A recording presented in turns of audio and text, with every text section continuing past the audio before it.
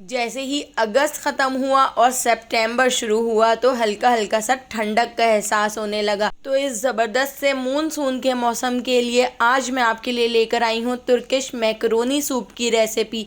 इतना मज़ेदार सूप बन के तैयार होता है कि आपने बड़े बड़े होटलों में भी इतना मज़े का सूप नहीं पिया होगा। चलिए चलते हैं मज़ेदार से तुर्किश मैकरोनी सूप की रेसिपी की तरफ।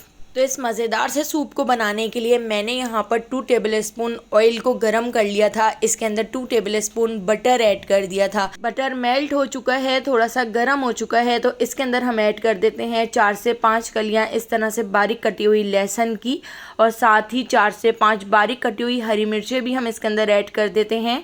और इन दोनों चीज़ों को 1 से 2 मिनट हम फ्राई कर लेते हैं। तो यहाँ पर देखिए इसका कलर चेंज नहीं हुआ है, बस हमने हल्का सा फ्राई किया है।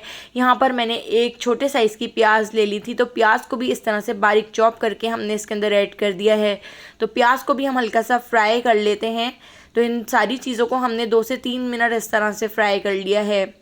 तो जैसे ही प्याज, लहसुन और हरी मिर्चें फ्राई हो जाएंगी तो इसके साथ ही हम इसके अंदर ऐड कर देते हैं टमाटर की प्यूरी। तो 2 मीडियम साइज़ के टमाटरों को थोड़ा सा पानी ऐड करके ब्लेंडर जग के अंदर डाल के पीस कर हमने इसके अंदर ऐड कर दिया है।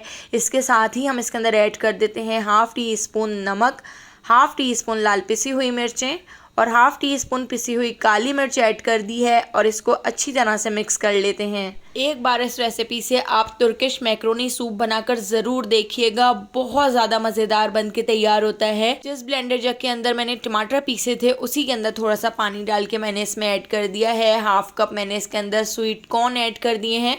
तो ये फ्रोज़न कॉर्न है और ये बॉयल हुए हुए नहीं हैं, तो हमने इसके अंदर ऐड करके ही बॉयल कर लेने हैं। साथ ही मैं इसके अंदर ऐड कर देती हूँ 1 कप मैक्रोनी। तो मैंने यहाँ पर देखिए कच्ची मैक्रोनी ली है। मैक्रोनी को पहले से हमने बॉयल नहीं किया है, बस इस तरह से हम कच्ची मैक्रोनी ऐड करके इसको अच्छी तरह से मिक्स कर लेते हैं। तो मैक्रोनी को हम टमाटर के साथ ही अच्छी तरह से पका लेते हैं।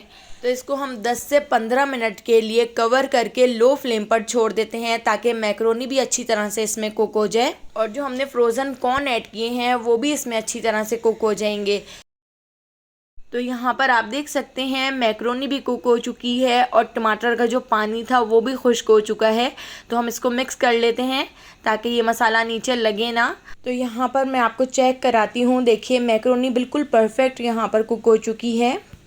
2 चिकन के पीसेस को हमने नमक डालकर बॉईल कर लिया था, और बॉईल करने के बाद हमने इसको इस तरह से रेशा कर लिया है। तो श्रेडेड चिकन ऐड कर दी है, 1 क्यूब्स में बारीक कटी हुई गाजर ऐड कर दी है, और क्यूब्स में बारीक कटी हुई हमने इसके अंदर शिमला मिर्च भी ऐड कर दी है। तो ये सारी चीज़ें ऐड करके इसको अच्छी तरह से मिक्स कर लेते हैं। अभी हमने इसमें कोई मसाले ख़ास ऐड नहीं किए थे, तो अब हम इसके अंदर मसाले भी ऐड कर लेते हैं। हाफ़ टी स्पून पिसी हुई सफ़ेद मिर्च ऐड कर दी है। 1 टीस्पून मैं इसके अंदर पेपरिका पाउडर ऐड कर देती हूँ, इससे बहुत ही अच्छा सा कलर आएगा। थोड़ा सा पानी ऐड कर दिया है ताकि मसाला नीचे लगे ना। साथ ही 1 टीस्पून मैंने इसमें ऑरिगेनो ऐड कर दिया है, और इसको हल्का सा मिक्स कर लेते हैं। तो ये सूप 20 से 25 मिनट में बनकर तैयार हो जाता है। बहुत ही इजी रेसिपी है, लेकिन पीने में ये सूप बहुत ही ज़्यादा टेस्टी लगता है। तो देखिए अब मैं इसके अंदर ऐड कर देती हूँ 1 टीस्पून चिकन पाउडर, और साथ ही इसके अंदर अब हम ऐड कर देते हैं 4 टेबल स्पून के करीब सोया सॉस। तो ये सारी चीज़ें इस तरह से आप ऐड करते जाइएगा और मिक्स करते जाइएगा। साथ ही हम इसके अंदर ऐड कर देते हैं 4 टेबल स्पून चिली सॉस। तो ये सॉसेज आप अपनी मर्ज़ी से थोड़ी बहुत कम या ज़्यादा कर सकते हैं, अपने टेस्ट के हिसाब से आप इसके अंदर ऐड कर सकते हैं। 1 टेबल स्पून मैं इसके अंदर सिरका ऐड कर रही हूँ, और ये सारे मसाले, ये सारी चीज़ें ऐड करके हम इस तरह मिक्स करते जाएंगे। अब इसके अंदर हम ऐड कर देते हैं 1 टीस्पून चीनी। चीनी ऐड करने से ये बिल्कुल भी मीठा नहीं होगा, लेकिन इसका जो टेस्ट है वो उभर जाएगा। और अब हम इसके अंदर ऐड कर देते हैं कॉर्नफ्लोर। तो मैंने यहाँ पर आधा कप पानी ले लिया है। पानी के अंदर हम ऐड कर देते हैं 1.5 टेबल स्पून के करीब कॉर्नफ्लोर ऐड करके कॉर्नफ्लोर को हम अच्छी तरह से मिक्स कर लेते हैं। इस तरह से मिक्स करके जब हम ऐड करेंगे तो इसमें गुठलियाँ नहीं बनेंगी। तो कॉर्नफ्लोर भी हम इसके अंदर इस तरह से मिक्स करके इसको बहुत अच्छी तरह से मिक्स कर लेते हैं। कॉर्नफ्लोर ऐड करने के बाद बस मैंने इसको 2 से 3 मिनट और पका लिया था ताकि कॉर्नफ्लोर का जो कच्चापन है वो ख़त्म हो जाए। बस एक उबाल आने तक मैंने इस तरह से इसको पकाते हुए मिक्स कर लिया है।